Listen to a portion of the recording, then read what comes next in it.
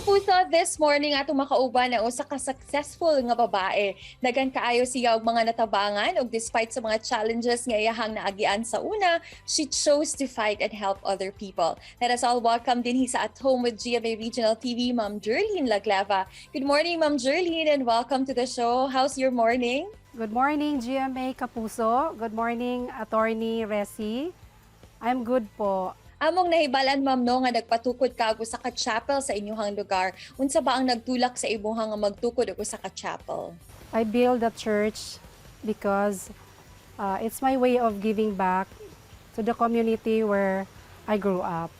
Father ko is was a big influence kasi nung maliliit pa kami, nagpapatayo na rin siya ng mga chapels sa aming barangay at saka sa sitio. So karon nga naanay chapel ang Kasilak Village, ma'am, unsa man ang nahimong impact ani sa inyong community ug unsa sabang imuhang nabati sa resulta ani sa katawhan? I'm so happy na after 6 years na gipahimo namo ning chapel namo diri sa Kasilak.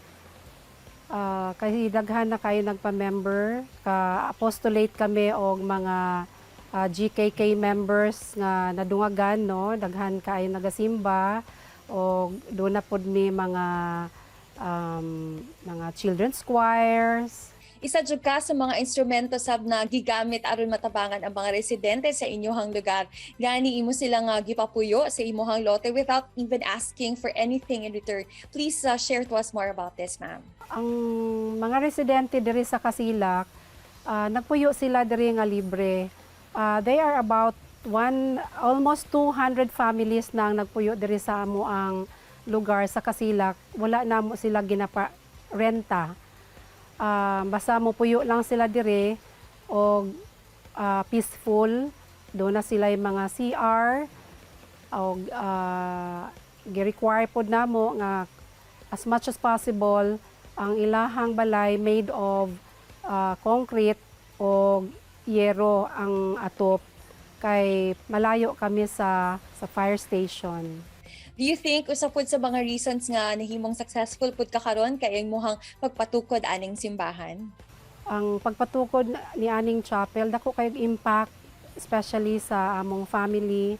Gitagaan jud mi og kanunay, no, continuous blessings although we are not expecting in return, pero thousandfolds ang return sa amin ni Lord.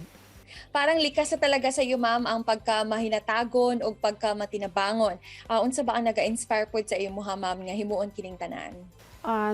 Na-inspire me mo tabang sa mga tao, sa mga silingan namo, tungod kay kaniadto, mahirap lang din kami na nakikitira lang din. So kining mga resident diri karon sa amuang yuta, maluoy pod mi sa ilaha kay naagian pod namo ang mopuyo ka. It's our way of giving back also to our community. Pero bago ka nahimong very successful, Ma'am Jerlyn, unsa ba ang imuhang kinabuhi kaniadto? Kaniadto, mahirap lang talaga. I was a working student.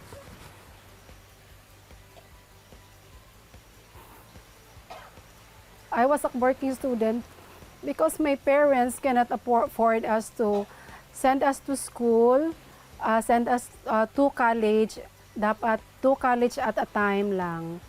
So, kaya ako, nung college ako, nag-working student ako para I can buy also my personal needs para hindi lahat hinihingi ko sa parents ko para for me to be able to finish college. You've also mentioned that your father passed away years ago. Unsa bay biggest lesson pod na imuhang natun-an gikan kaniya? When my father passed away, lahat ng na-remember ko, yung first, yung na-influence ako sa kanya na magpagawa ng chapel sa aming community. Kasi, especially now, na I have the blessing I have enough blessing na, kaya pinagawa ko yung chapel namin ng a lot more presentable. Kasi dati, ang wall lang niya is sulirap, tapos ang atop, sulirap. So ngayon, ang pinagawa namin chapel, maganda na, concrete na, altar retablo. Then, ang second, ang natutunan ko sa father ko, dapat mag-share ng blessings, tumulong sa mga mahihirap, at marespeto sa kapwa, at marunong tumanaw ng utang na loob. If you were also given a chance na maghatag pud og mensahe sa imuhang amahan, what do you wanted to tell him? My message to my father, Antonio,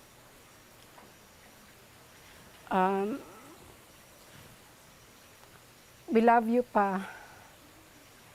Just keep on watching over us and continue to pray for us, your children and your apo.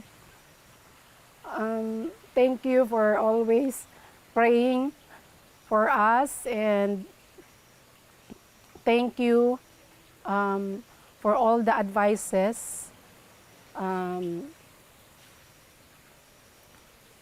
And thank you for helping me when I was still studying. I owe everything to you, Pa. Dagan kaayong salamat, Ma'am Jerlene. Please continue to be the light to everyone ug padayon sa paglambo ang pingpirmi. Maraming salamat at home with GMA Regional TV. Maraming salamat, Attorney Resi. Maraming salamat po. Kini ang At Home with GMA Regional TV.